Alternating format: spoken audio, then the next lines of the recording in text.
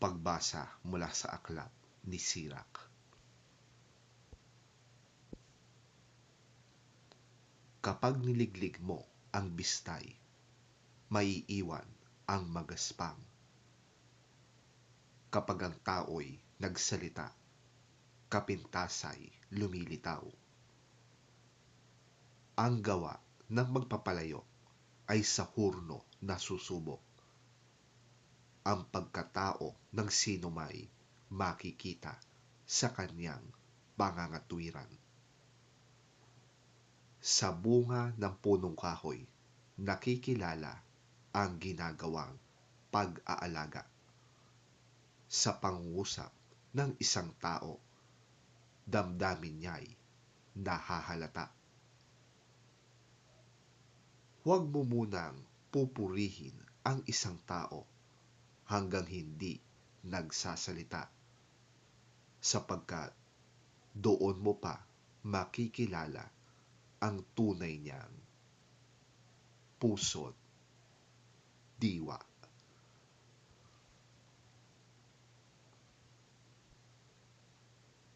Ang salita ng Diyos.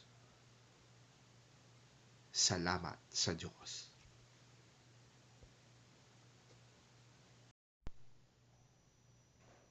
Pagbasa mula sa unang sulat ni Apostol San Pablo sa mga taga-Korinto. Kapag ang nabubulok ay napalitan na ng di nabubulok, at ang may kamatayan ay napalitan na ng walang kamatayan, matutupad na ang sinasabi sa kasulatan. Nalupig na ang kamatayan, lubos na ang tagumpay.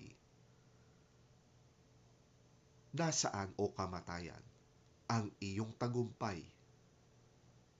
Nasaan, o kamatayan, ang iyong kamandag?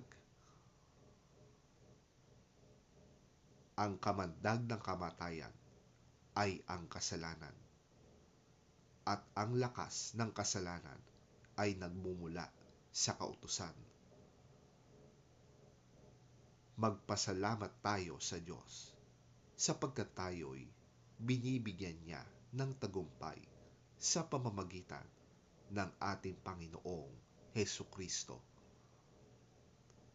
Kaya nga, mga minamahal kong kapatid, magpakatatag kayo at huwag matinag.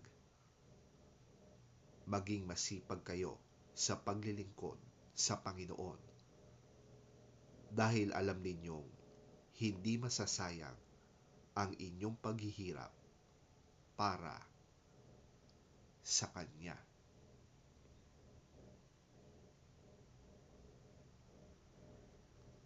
Ang salita ng Diyos. Salamat sa Diyos.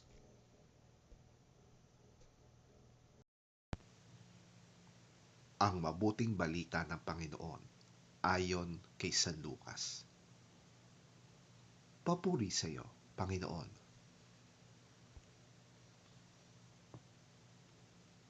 Tinanong sila ni Jesus ng patalinhaga, maaari kayang mag-akay ang isang bulag ng kapwa niya bulag? Pareho silang mahuhulog sa hukay kapag ginawa nila ang ganoon. Walang alagad na nakakahigit sa kanyang guro, ngunit matapos maturuang lubos, ang alagad ay makakatulad ng kanyang guro. Bakit mo pinapansin ang puwing ng iyong kapatid, ngunit hindi mo pinapansin ang troso sa iyong mata? Paano mong masasabi sa iyong kapatid, kapatid, hayaan mong alisin ko ang iyong puwing, gayong hindi mo nakikita ang trosong nasa iyong mata? Mapagkunwari, alisin mo muna ang troso sa iyong mata nang makakita kang mabuti.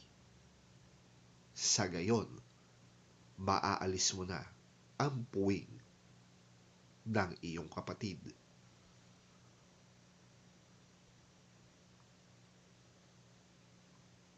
Walang mabuting punong kahoy ang namumunga ng masama, at wala ring masamang puno ang namumunga ng mabuti.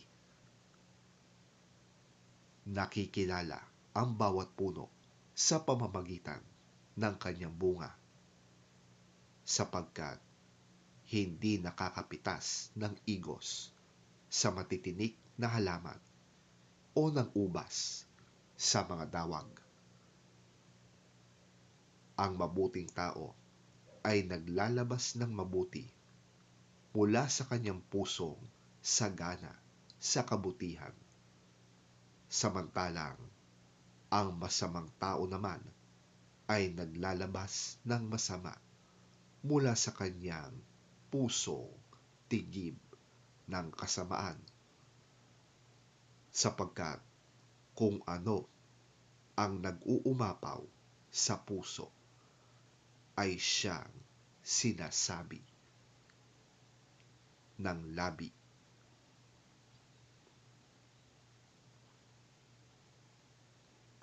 Ang mabuting balita ng ating Panginoon. Pinupuri ka namin, Panginoong Hesukristo.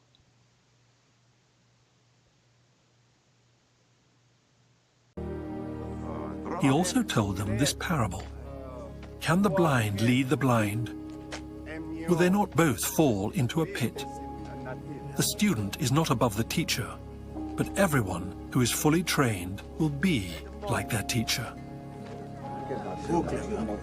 Why do you look at the speck of sawdust in your brother's eye and pay no attention to the plank in your own eye? How can you say to your brother, "Brother, let me take the speck out of your eye," when you yourself fail to see the plank in your own eye? You hypocrite!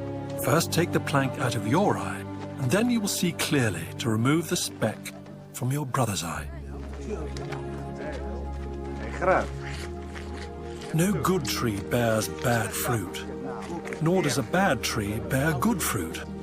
Each tree is recognized by its own fruit. People do not pick figs from thorn bushes or grapes from briars. A good man brings good things out of the good stored up in his heart, and an evil man brings evil things out of the evil stored up in his heart. For the mouth speaks what the heart is full of.